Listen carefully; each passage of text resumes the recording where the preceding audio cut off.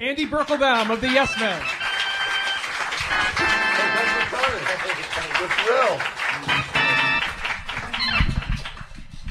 So, Andy, did you just get out of jail this morning? This afternoon.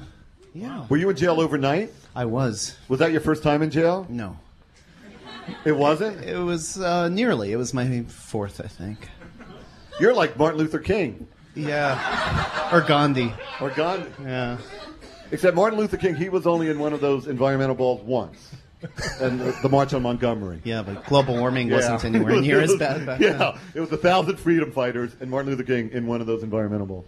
So I know that you ended up. Which jail did you go to? Was it the Tombs? The Tombs, yeah. The Tombs. Yeah. Wow. Yeah. So we should back. Can we have a hand for the Tombs, please? Thank you. What's that about? I don't know. He was in the Tomb. Wait, we want to hear the. This is great that we're hearing this story for the first time. That's true. Yeah, I was sitting there trying to think how do you tell the story? Yeah. So I guess obviously we should begin with the climate World Climate Conference. You started off in a Survivaballs. Yeah. The 100 leaders of the world leaders meeting at the UN. Right. And we have these Survivaballs, we call them, these big round balls that are designed to protect corporate managers from any climate calamity that might happen. They cost $3 or $4 million each, but they'll work. They have munitions to keep away the hordes that are migrating because of climate change. So you've built a prototype of like a pod, a security pod. Yeah, and we actually deployed it at when the you know what hits the fan, executives climb on in and they're safe. Yep. And at one point in the course of this movie that we just finished, we pose as Halliburton and go to an insurance conference in the Gulf Coast. And as Halliburton, we announced that disaster can sometimes be an opportunity, just like the Renaissance, just like the Great Deluge, which left Noah with a monopoly of the animals.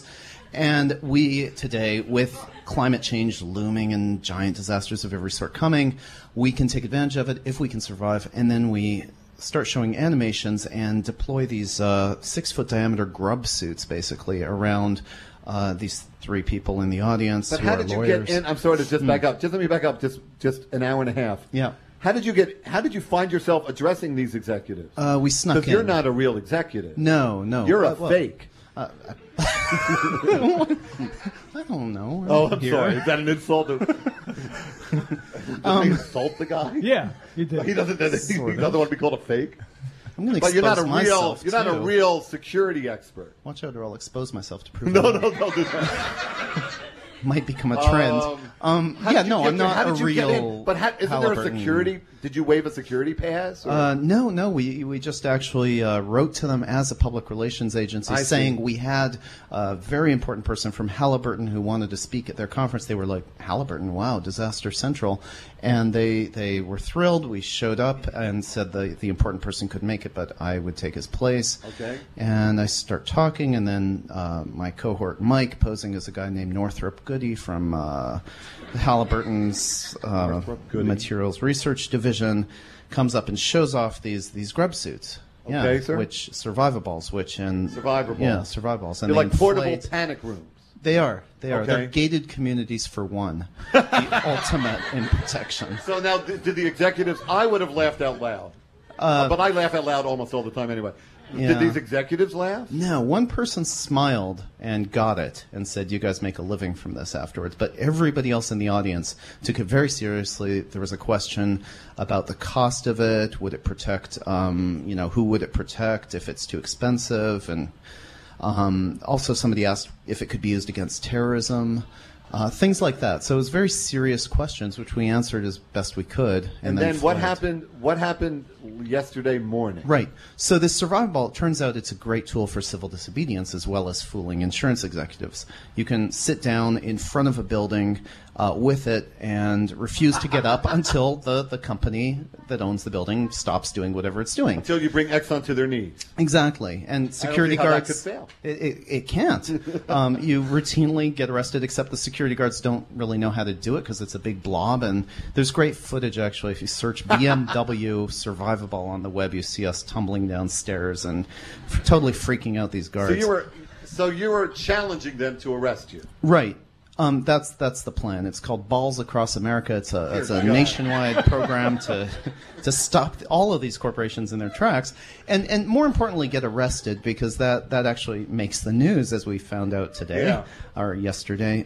We kind of launched the thing yesterday at the East River with 20 of them on this little tiny beach.